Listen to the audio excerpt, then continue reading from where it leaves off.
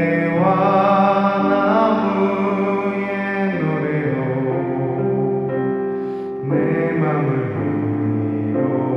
위로하여 주시네. 양들이 주인 찾듯이, 양들이 주인 찾듯이 오직 한 분 목자인 내 주님을 내가 찾고 또 따르니 주 곁에 나를 메어 주소서. 그는 내 피난처, 그는 내 피난처, 내 요새 되시니 내 피할 곳은 주뿐이네. 나 돌아갈래 본향 주의 집에서 내 주님 맞아. 다시 한번 고백하시겠습니다. 그는 나의 주 아버지, 그는 나의 주 아버지, 내 영혼은 불밭에 누이시고 새와 나무의 노래로 내 맘을 위로하여 주시네. 양들이 주인 찾듯이,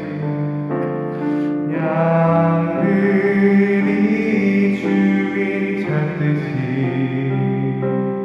오직 한 분 목자인 내 주님을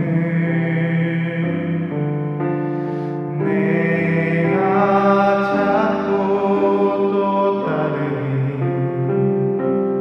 주 곁에 나를 메어 주소서. 주는 내 피난처, 주는 내 피난처, 내 요새 되시니 내 피할 곳은 주뿐이네.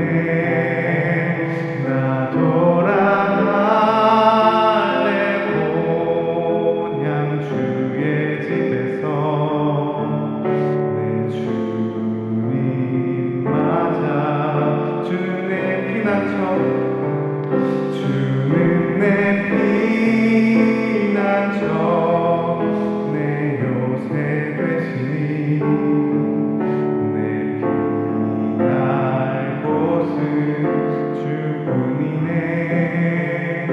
나 돌아갈래 본향 주의 집에서 내 주. 우리 큰 목소리로 다시 한번 고백하시겠습니다. 주는 내 피난처, 주는 내 피난처, 내 요새 되시니 내 피할 곳은 주뿐이네. 나 돌아갈래 본향 주의 집에서 내 주님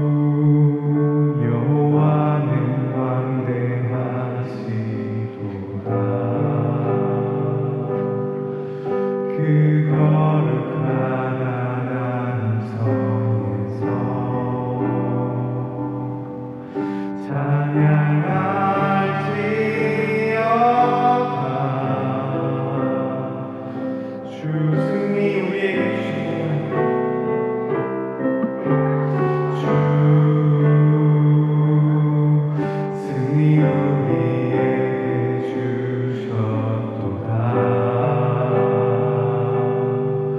모든 원수 물리치셨네.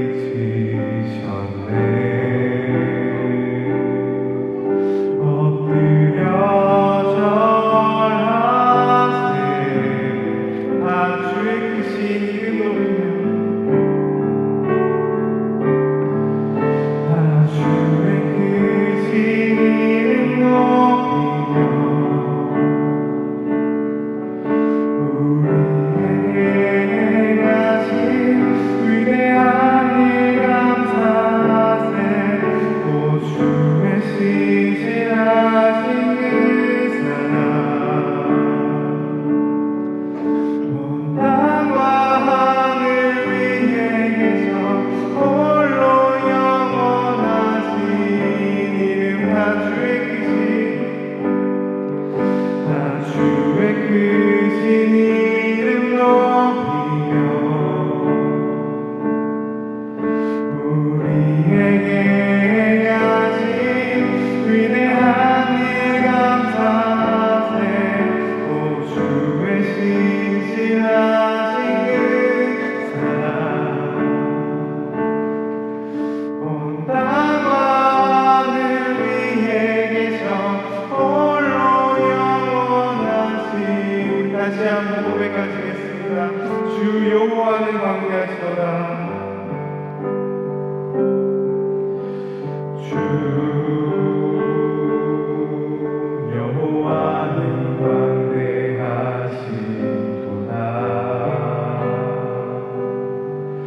그 거룩한 하나님 성에서 찬양할지어다.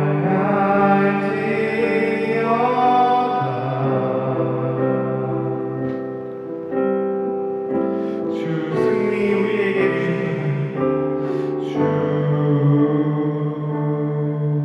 승리 우리에게 주셨도다. 모든 원수 물리치셨네.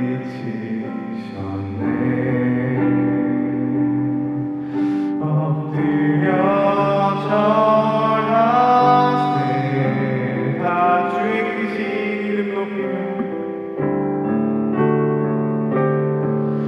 다 주의 크신 이름 높이며, 우리에게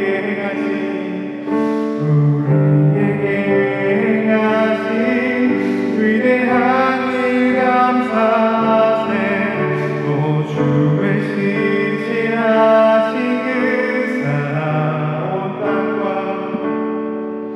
온 땅과 하늘 위에 계셔 홀로 영원하신 이름. 다 주의 크신 이름 높이며, 다 주의 크신 이름 높이며, 우리에게 행하신 위대한 일 감사하세. 오 주의 신실하신 그 사랑, 온 땅과 하늘 위에 계셔 홀로 영원. 우리 다시 한번 큰 목소리로 찬양하시겠습니다. 다 주의 크신 이름 높이며, 우리에게 행하신 위대한 일 감사하세. 오 주의 신실하신 그 사랑, 온 땅과 하늘 위에 계셔 홀로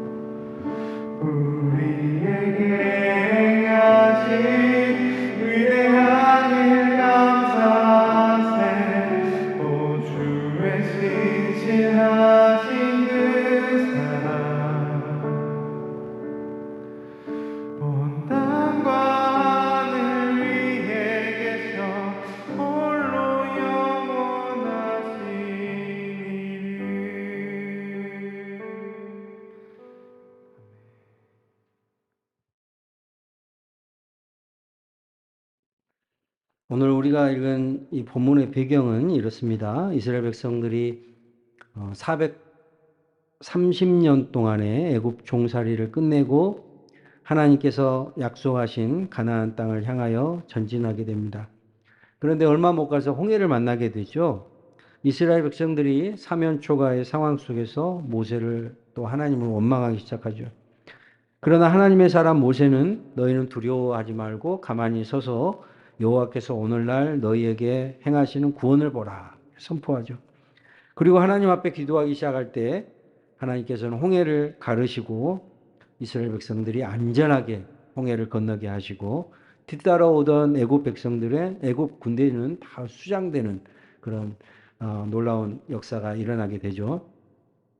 그때 그 감격을 모세가 노래를 지어서 후손들에게 남기게 되는데 바로 그것이 우리가 읽은 본문 앞에 15장 1절부터 18절의 내용입니다.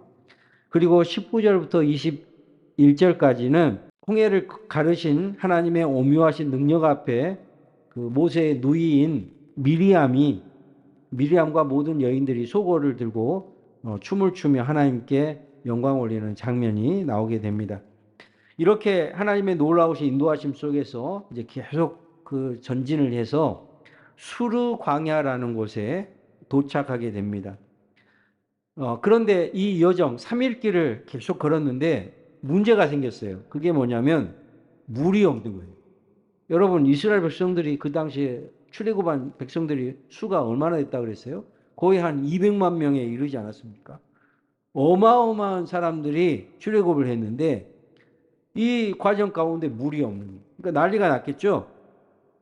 그래서 이제 계속해서 어쩔 수 없이 계속 전진하는데 마라라는 곳에 도착을 합니다.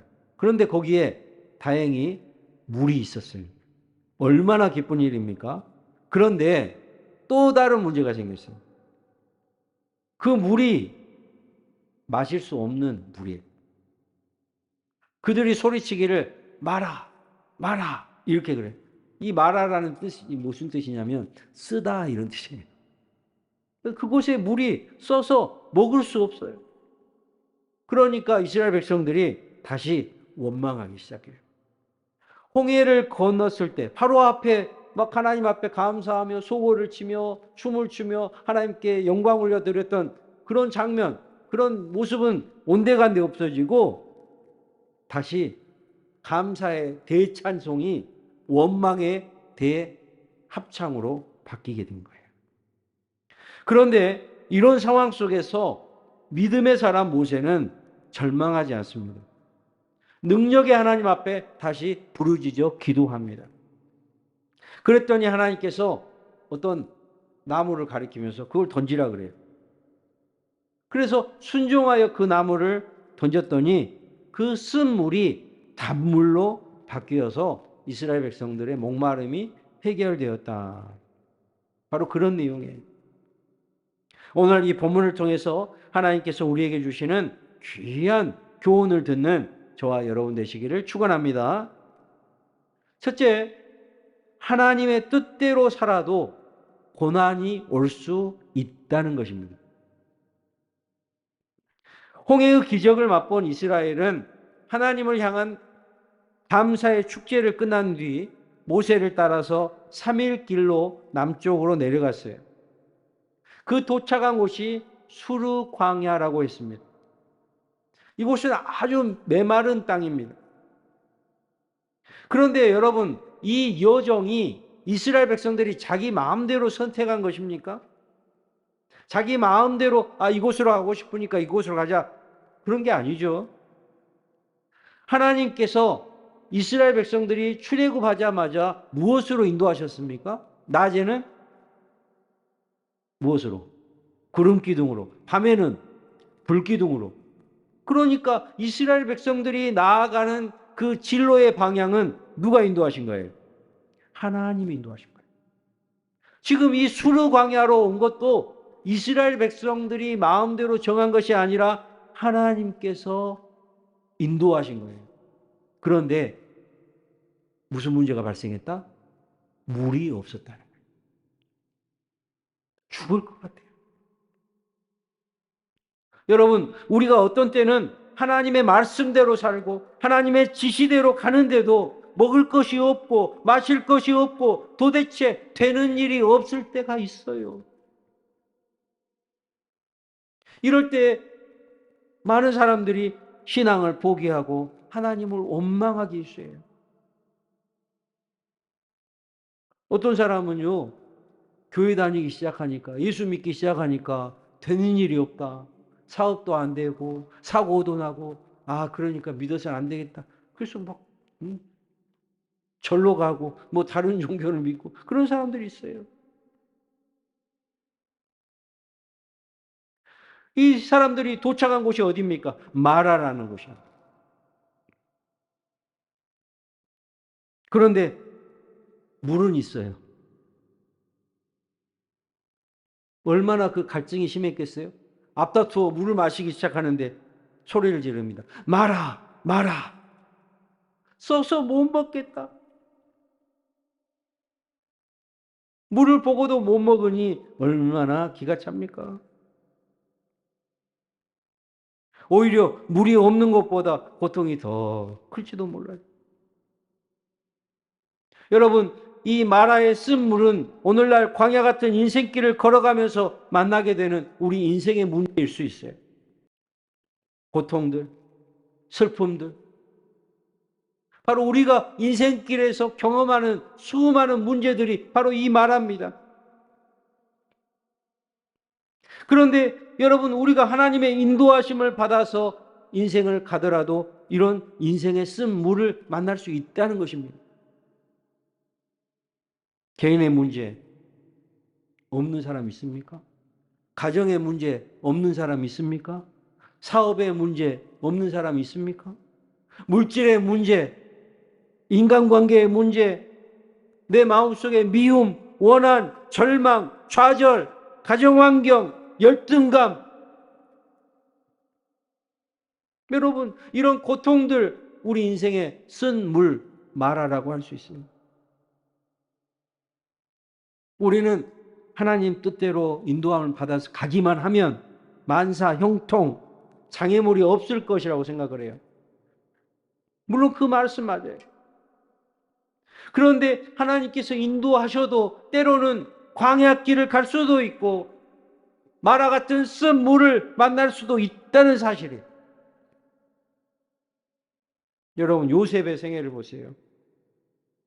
그는 하나님의 섭리를 이루는 도구가 되었고 인간적으로 보면 애굽 나라의 총리라는 위대한 자리에 올라간 사람이에요. 그의 생애는 분명 하나님의 인도하심이 있었습니다. 그런데 그의 인생 우리가 잘 알지 않습니까? 처음부터 그랬나요? 가장 신뢰할 수밖에 없는 가족들, 그 형들에 의해서 노예로 팔려갔고 애굽에서 얼마나 고통 가운데 살았습니까? 보디발의 유혹을 물리쳤더니 억울하게 감옥에 갇혔어요. 약 13년을 마라의 쓴물을 먹었던 거예요. 여러분, 마라는 인생길에 필수적인 과정일 수밖에 없어요.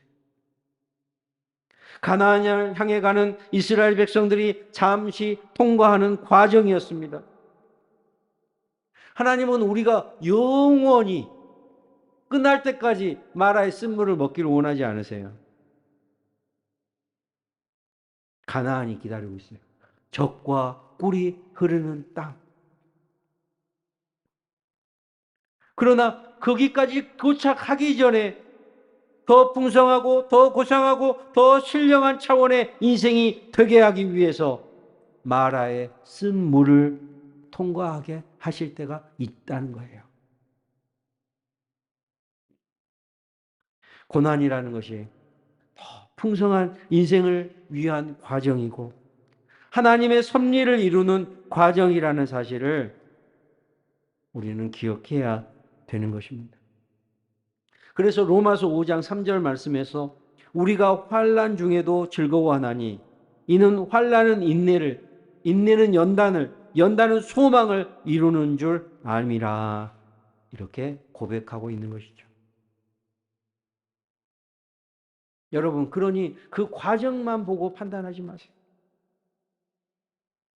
요셉이 노예 생활했던 그 순간만을 생각한다면 얼마나 고통스럽습니까? 그러나 우리는 뭘 기억해야 될까요?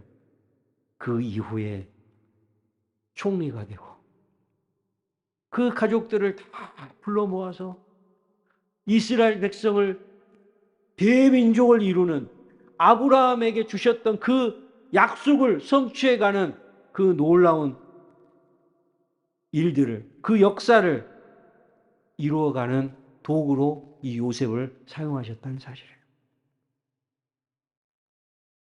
여러분, 우리가 인생 살면서 계속 단물만 먹을 수는 없잖아요. 이 쓴물을 마실 때가 있어요.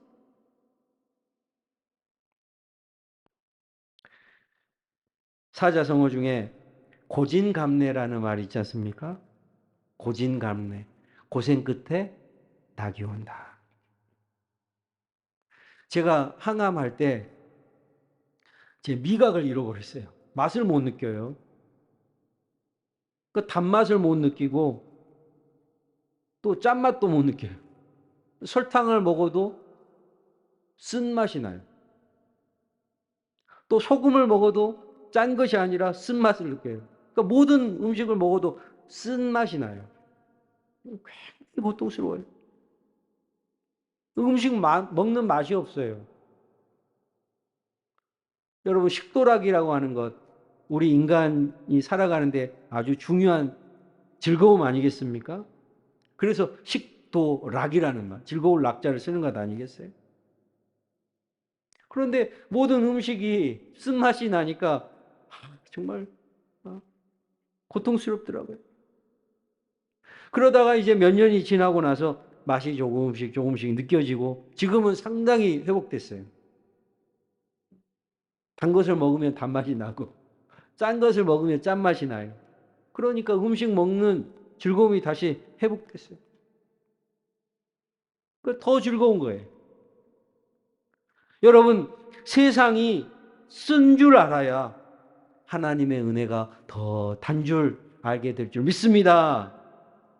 세상이 허무한 줄 알아야 하나님을 바라보게 되고 하나님의 은혜를 더 깨닫게 되는 거예요. 마라를 통과하니까 이스라엘 백성들이 어디에 도착합니까? 엘림이라는 곳에 도착해요. 바로 어마어마한 큰 오아시스, 단물이 흐르는 땅이에요.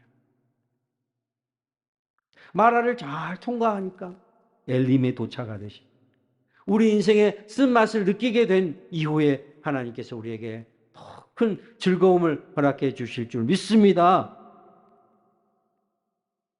여러분, 인생길에 이 마라의 쓴물을 만나고 원망하고 불평하는 사람들이 있어요. 어거스틴은 고통과 섭리에 대해서 이렇게 말했습니다. 고통은 동일하나 고통을 당하는 사람은 동일하지 않다. 악한 사람은 똑같은 고통을 당하면서도 하나님을 비방하고 모독하지만 선한 사람은 그 고통 속에서도 하나님을 찾으며 찬양한다.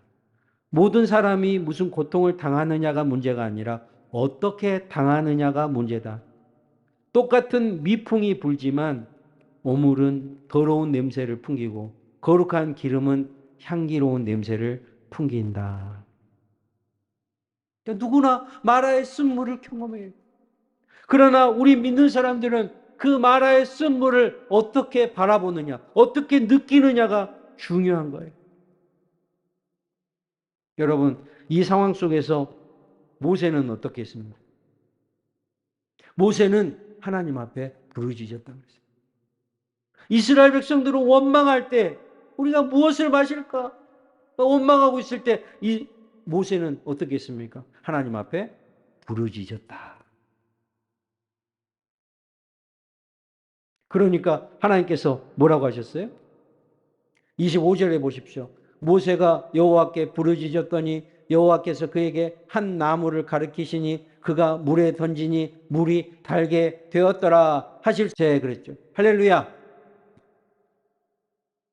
여러분, 혹시 지금 마라에 쓴 물을 마시고 계신 분 있습니까? 두 가지 방법이 있어요.